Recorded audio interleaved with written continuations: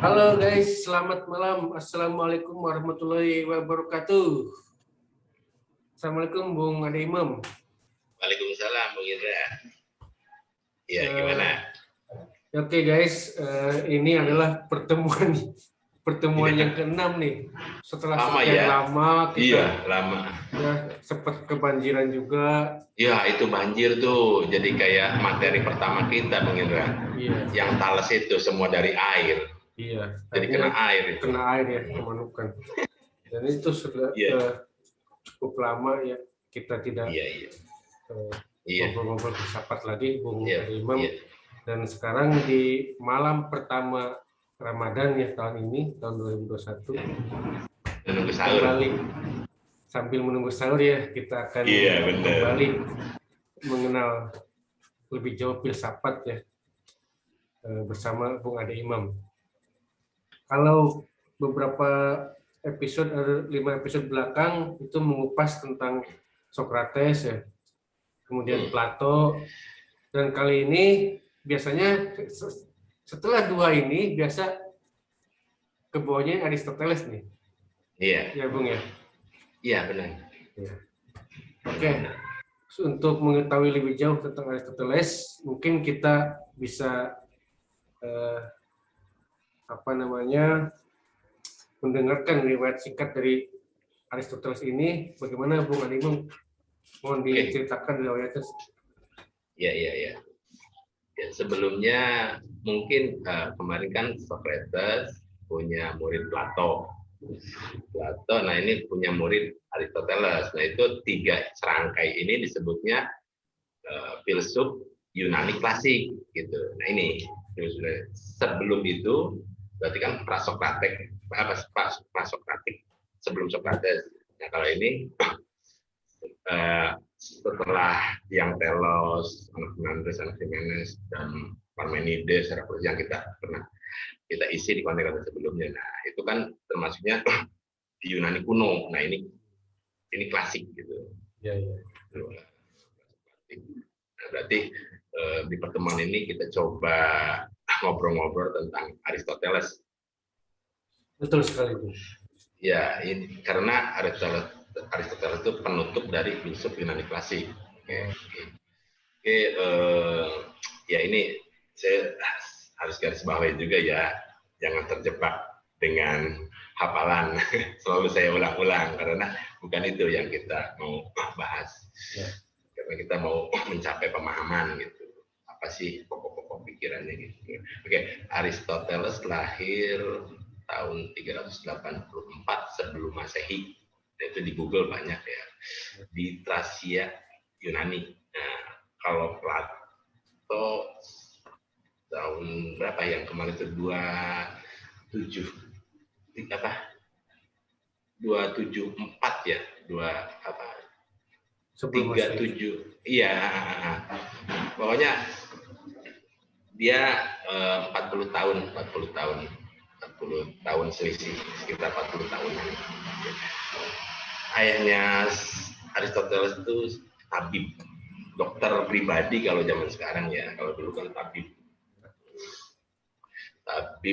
raja di Makedonia. Jadi dia tuh dokter pribadinya raja. Artinya kan di lingkungan dia berarti kan dengan bapaknya seperti itu dia terbawa juga di lingkungannya kan, kalau dokter kan sering mendiagnosa, jadi dia terbawa gitu. Terus dia belajar di Plato tuh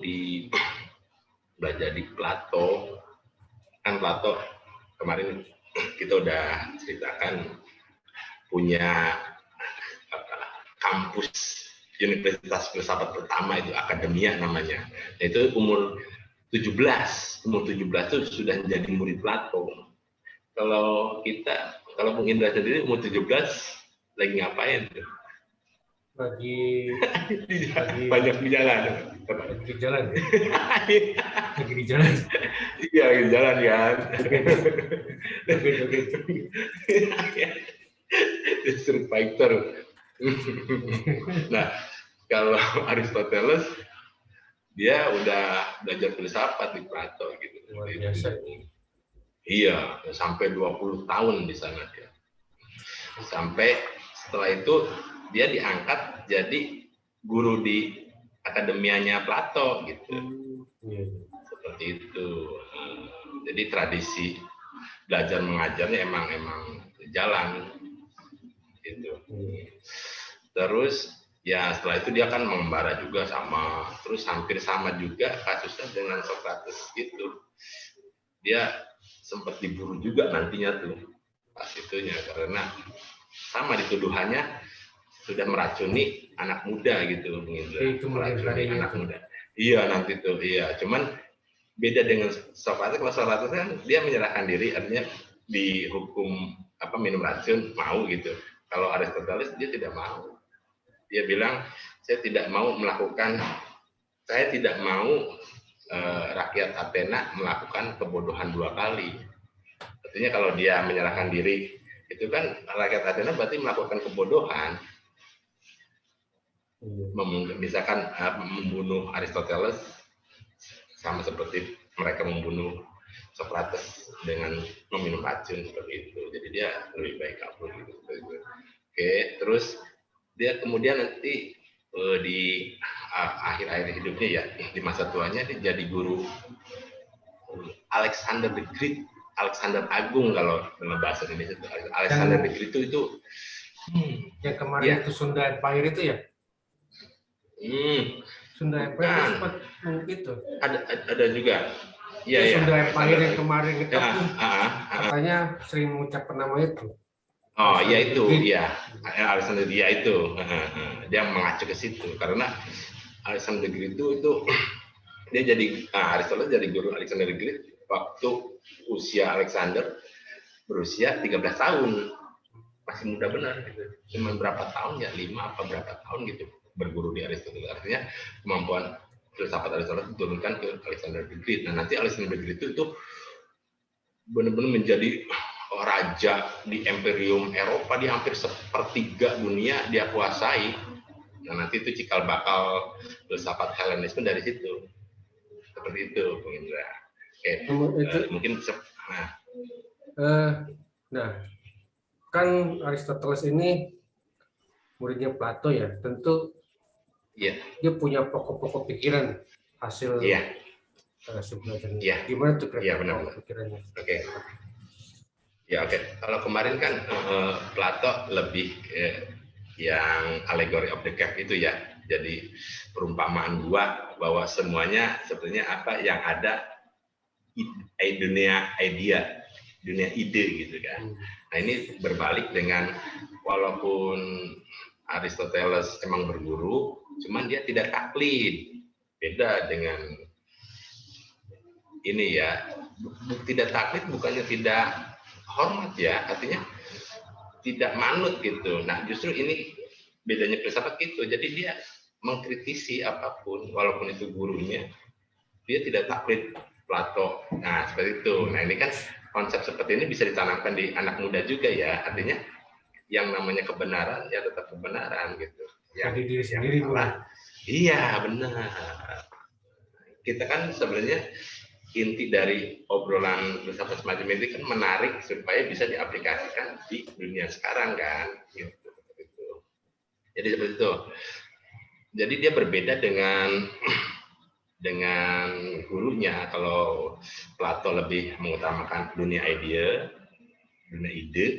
kalau ya lebih ke dunia empirisme. Makanya banyak yang mengatakan bahwa Aristoteles itu cikal bakal dari paham empirisme. Jadi dia berdasarkan pengalaman begitu. Oke, pokok-pokok pikiran Aristoteles sendiri itu ada beberapa ya. Aristoteles tuh banyak menulis buku gitu, hampir 170 buku. Iya, yang sampai ke kita sekitar 40-50-an naskah yang nyampe sampai saat ini gitu. Nah, cara teknik penulisan juga berbeda dengan Plato. Kalau Plato kan gaya bahasanya itu seperti orang ngobrol, banyak bercerita. Nah, kalau Aristoteles cara nulisnya kering. Kering itu dalam artian textbook thinking. Jadi langsung to the point, masalah to the point gitu. Kalau ini kan banyak memakai perumpamaan seperti alegori dekat. Jadi perumpamaan gitu, seperti orang ngobrol. Kalau Plato teknik menulis, kalau Aristoteles saklek istilahnya. Jadi to the point, apa materinya itu yang diituin. Pokok pikiran Aristoteles terlalu luas, dia hampir mencakup di semua disiplin ilmu. Mungkin Bung Indra sering juga mendengar ketemu biologi, waktu biologi ada nama Aristoteles, sosiologi ada Aristoteles, dunia politik ada Aristoteles. Jadi ya semua bidang itu, semua bidang, hampir semua bidang disiplin ilmu nama Aristoteles. Artinya saking banyaknya, artinya kalau misalkan kita tidak membatasi kajian tentang Aristoteles, mungkin kita kewalahan karena itu saking banyaknya cakupan bahasan yang dia kaji gitu, seperti itu. Mungkin saya bisa membatasi hanya beberapa ya. Yang pertama, Bung Indra mungkin ingat ya waktu pelajaran bahasa Indonesia waktu SD SMP lah, itu ada jenis-jenis kata, kata benda, kata sifat, kata kerja, apalagi tuh lupa ya, kata apa ya, keterangan, kata sambung, ya kan, terus kata ke tempat, banyak kan. Nah itu ada. Nah itu tuh asalnya dari Aristoteles. Jadi dia membagi, sebutnya kategori yang ada di dunia itu dia bagi. Yang pertama dia bagi substansi, yang kedua aksiden. Jadi substansi itu, nah kayak Bung Indra, tanaman, tumbuhan, batu, dan nah itu substansi. Nah substansi itu harus tidak bisa berdiri sendiri, dia harus ada. Substansi bisa berdiri sendiri. Nah sedangkan aksiden itu misalkan orang itu tua, orang itu muda, atau batu itu merah, batu itu biru. Nah batu atau orang yang tadi saya sebutkan itu substansi. Nah sedang aksidennya itu bisa berupa kata sifat. Misalkan Bung Indra berbicara, nah itu berbicara itu kata kerja kan, nah itu maksudnya aksiden gitu. Nah dari situ terus menjadi pembagian kata yang 10 itu, jenis-jenis kata. Ada kata sifat, seperti itu. Nah itu dari pokok pikiran Aristoteles yang membahas tentang kategori benda gitu. Dari itu asalnya kata tuh, jenis-jenis kata tuh dari kategori itu Aristoteles. Jadi Aristoteles benar-benar berjasa di bidang bahasa, di samping bidang lainnya. Luas itu. Ya. Nah, iya luas, cakupannya benar-benar luas gitu. Semua bidang dia selami. Gitu. Nah, kemudian Bung, ini yang terkenal juga dari Aristoteles ini ada logika. Nah, iya. Bagaimana logika menurut Aristoteles tuh? Oke. Ya, ini ya justru, itu yang sampai sekarang pun kita pakai logika dari Aristoteles gitu, cara berpikir. Oke. Jadi menurut Aristoteles dia mengatakannya silogisme itu kalau mungkin dalam bahasa sekarang itu namanya deduktif. Jadi cara berpikir logika Aristoteles seperti ini. Ini sangat-sangat simple. Kita tanpa sadar juga setiap hari mempraktikkan seperti ini. Oke, contoh soal saya ambil aja ini ya dari Al-Quran. Kullu nafsin dha'iqatul maut katanya. Apa tuh Mira? Kullu nafsin dha'iqatul maut. Setiap yang bernyawa pasti setiap orang. Kullu nafsin dha'iqatul. Setiap yang bernyawa ya. Ya kayak gitu ya. Setiap yang bernyawa akan mati. Oke. Nah, ini menurut logika Aristoteles, nah ini premis mayor. Artinya ini aksioma, kebenaran yang tidak perlu dibuktikan lagi. Ya. Nah, terus premis minornya misalkan setiap yang bernyawa akan mati. Oke. Socrates adalah bernyawa. Misalkan. Oke. Jelas ya, ini turunannya. Nah, terus kesimpulannya, konklusinya, berarti Socrates mati. Pasti mati. Pasti mati. Nah, ini logika sederhana seperti itu. Iya. Jadi ada aksioma itu kan kalau nafsu daiqatul maut nggak bisa dibantah ya. Iya. Nah, ini kan muslim kan misalkan. Itu. Ya muslim non Turun muslim aja. juga sama semua. Ya, sama kan. Nah, artinya ini emang benar-benar udah tidak bisa Dibantah lagi. dibantah. Nah, itu diturunkan menjadi premis minornya, misalkan tadi siapa tadi? Misalkan Aksioma. enggak, itunya yang premis itunya lupa lagi tuh ya. Oh, Socrates.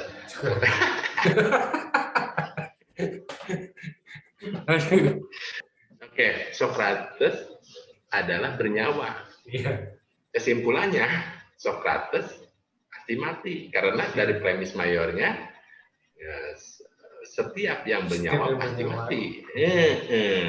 Karena Socrates bernyawa, maka Socrates pasti mati. Nah, ini namanya logika deduktif dari yang umum, Yang mayor ya. Mayor, tarik ke premis minor, kemudian menimbulkan konklusi, kesimpulan. Nah, seperti itu. Nah, ini logika dasar. Ini disebutnya logika tradisional. Nah, ada Immanuel Kant, filsuf besar juga dia, filsuf besar. Itu mengatakan semenjak Aristoteles logika tidak mundur selangkah pun, tidak maju selangkah pun. Jadi dia stuck di situ. Setelah itu. Nah, ini logika Aristoteles ini dipakai sampai sekarang. Seperti itu. Banyak ya buku-buku tentang logika juga. Berarti semua dari Aristoteles itu awalnya ya. Yang logika tradisional, ada juga nanti yang kesini-sini kan ada juga logika modern gitu, kayak filsafat analitik itu termasuk logika modern. Jadi konsepnya dari situ. Jadi cara berpikir nanti runut. Kita tidak terjebak pada kesalahan-kesalahan logika yang logikal fallacy itu, catatan. Seperti gimana? Tan Malaka juga kan bikin buku Mandilo gitu ya. Materialisme, dialektika dan logika. Itu nanti ya kita bahas Madilog, kita buka bukunya, terus bahas per halaman, nah gitu. Ya, itu logika saya punya bukunya kebetulan Bu. Nanti. Iya. Ini menarik ya untuk dibahas nanti ya. Iya dibahas ya, konten selanjutnya. Jadi seperti itu. Kaitan dengan Aristoteles, kira-kira apa lagi nih yang paling populer lah yang bisa ditarik sekarang ya. Ya, itu salah satunya ya tadi kan yang saya pertama itu masalah kategori. Kita bisa jadi nanti berpikir kita sesuai kategori, mana nih yang substansi, mana yang aksiden gitu. Seperti itu. Ada lagi dalam pikiran dalam pokok pikiran Aristoteles ada namanya potensia dan aktualitas. Nah, ini juga hampir sama konsepnya dengan yang tadi substansi aksiden. Potensia dan aktualitas. Contoh soal gini, Bung Indra. Ada telur. Telur itu berpotensi menjadi apa? Nah, ini potensi. Nah, pitik. Ya, aktualitanya belum tentu. Bisa jadi si telur itu ada di piring. Telur dadar.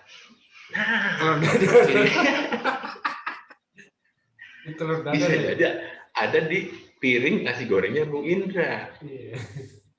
Ya, nah itu sudah aktualita. Potensi telur bisa jadi pitik, bisa jadi nasi goreng, bisa jadi apa lagi tuh? Bisa jadi telur rebus. Ya, bisa telur mata sapi, bisa buat jamu juga. Nah, artinya ini semua yang ada itu seperti itu. Semua yang ada tuh seperti itu, dia hanya potensi ya, belum, jadi bisa jadi apa aja begitu. Karena kan tergantung itu ya situasi dan itu ya. Iya. Jadi terus berdialektika gitu. Nah itu nanti juga kan madilog juga tuh. Nah kaitan Aristoteles dengan dunia ini ya bisa juga ditarik dari madilognya Tan Malaka itu. Materialismenya ada yang saya ceritakan, dia tidak taklid ke ke Plato yang dunia ide, tapi dia ke empirisme, artinya ke materialisme yang tercerap oleh indera itu yang dianggap sahih gitu, benar gitu. Itu kan materialisme dari itu. Nah, dialektika sendiri seperti itu, yang tadi itu. Jadi potensia ini menjadi aktualita karena kan ada tesis, antitesis gitu, seperti itu. Nah, kan dialektikanya, nah logikanya sendiri yang tadi itu, logika deduktif. Kalau berpikir matematik pasti menggunakan logika deduktif. Seperti itu. Oke, Bung. Ini udah hampir setengah jam lebih nih kayaknya. Yang benar. Menarik nih, nggak kerasa. Menarik sekali obrolan kita pada malam hari ini. Yang benar udah setengah jam. Iya. Nggak kerasa ya, Bung ya? Iya. Apa belum? Jam berapa sih? Oh, udah kayaknya. Udah ya. Ada di situ. Ya jadi seperti itu. Oke. Hampir. Jadi intinya pokok-pokok pikiran Aristoteles bisa kita aplikasikan di dunia sekarang ini, dan yang pastinya yang ini kan dunia maya ya yang lagi ini gitu kan, bisa diaplikasikan seperti itu. Jadi berpikir ini logis itu seperti apa yang tadi itu. Jadi premis mayornya harus benar, premis minornya harus benar, maka kesimpulannya akan benar gitu. Contoh soal tadi itu setiap manusia pasti mati. Nah, misalnya Socrates adalah manusia, maka Socrates akan mati. Sekarang itu balik yang kullu nafsin dha'iqatul maut itu. Setiap yang bernyawa pasti mati. Batu adalah bernyawa, maka batu akan mati. Nah, ada keganjilan nggak di sini? Batu adalah bernyawa, maka batu akan mati, pasti mati. Ada keganjilan kan di premis minornya, batu itu tidak bernyawa, maka konklusinya juga. Nah itu seperti itu kan simple, logikanya simple. Setiap yang bernyawa akan mati, batu adalah bernyawa, dianggapnya di premis minor. Logika falasi betul. Iya. Cacat logika betul ya. Cacat iya. Jadi maka kalau nyebutin bukan itu. Bukan. Cuma cacat logika aja ya. Iya, cacat. Batu kok bernyawa gitu kan. Itu dari logika, dari premis minornya udah salah, maka kesimpulannya salah, seperti itu sih. Jadi bisa ditarik, dan ini kalau misalkan lihat status di Facebook apa, kita bisa kaji tuh pernyataan. Oh ini nanti kita sesi khusus membahas logical fallacy enak. Jadi kalau misalkan ada itu, wah ini pasti salahnya di sini. Oh ini post hoc ergo propter hoc. Oh ini argumentum ad hominem. Ini tuh quoque. Jadi enak ya. Kalau udah kita jeli itu semua yang kita baca di sosmed itu bisa kita telaah, bisa kita periksa. Ini masuk ke catat logika yang mana, catatan mana, seperti itu. Berarti betul ya, filsafat ini bisa menangkal hoax, betul ya? Bisa iya, seperti itu. Oke, Bung, menarik sekali bahasan kita pada malam hari ini, dan saya sudah tidak sabar sebetulnya untuk mengupas lebih dalam lagi tentang Aristoteles ya. Tapi mungkin karena waktu sudah malam, barangkali Bung Ade Imam juga mau istirahat ya, persiapan sahur ya nanti malam ya. Jangan tidur nanti, kebablasan nggak sahur. Oke, terima kasih Bung Ade Imam.